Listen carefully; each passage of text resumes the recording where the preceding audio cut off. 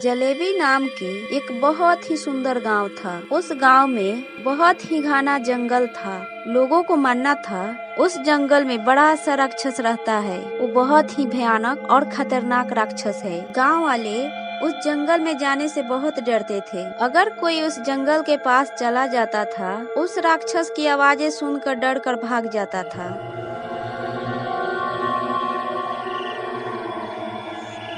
वहीं दो आदमी आपस में बात करते हुए बोलते हैं, अरे भाई, मैं उस गांव के जंगल में कल गया था, तो फिर वो डरावनी आवाजें मुझको सुनाई दे रही थी। अच्छा, लगता है ये राक्षस बहुत दिनों तक यहाँ रहेगा। हम लोगों का तो रूह कांप जाता है इसका आवाज सुनते हुए। अरे भाई, तुम उस जंगल में क्या करने गए थे?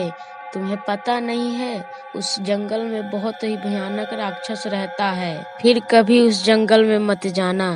तभी वहाँ से वो दोनों बात करते हुए चले जाते हैं। फिर अगले दिन पप्पू नाम का लड़का प्रदीप से बोलता है, अरे भाई, तुम्हें क्या लगता है उस जंगल से इतना डरावना आवाज कौन निकाल रहा है? हमें तो कुछ दाल में काला लगता है। चलकर देखे क्या उसमें क्या है। कुछ भी हो भाई, पर उस जंगल की तरफ मत जाना, नहीं तो मारे जाओगे। मैं इस जंगल का राज जान कर ही रहूंगा। आखिर कब तक ये गांव वाले डर के साए में रहेंगे। इतना कहकर पप्पू वहाँ से चला जाता है। फिर शाम हो जाती है। अगले दिन सुबह गांव में पूरा सन्नाटा था और पप्पू के घर पे पप्पू की लाश पड़ी हुई थी। उसके घर वाले रो रहे थे। हाय पप्पू, मेरा बेटा, ये क्या हो गया? जवान बेटे की लाश देखने से पहले मैं क्यों नहीं मरी गई?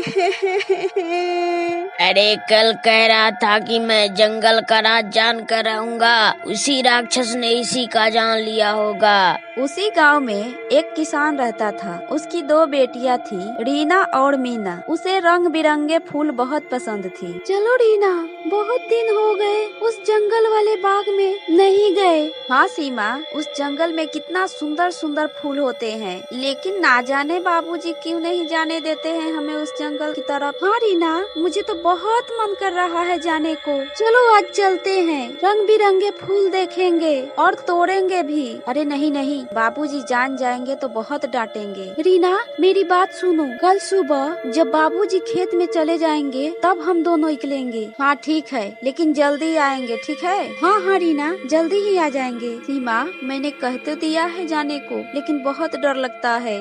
बाबूजी कहते हैं उस बाग वाली जंगल में बहुत भयानक राक्षस रहता है। और देखो ना, पप्पू के मौत के बाद तो वो जंगल और भी भयानक हो गया है। अरे रीना, मुझे तो लगता है ये सारा बात झूठ है। कोई हमें डरा रहा है। राक्षस की आवाज निकालकर सभी गांव वालों को डरा रहा है कोई। मुझे तो लगता है उस जंगल में कोई न कोई राज है।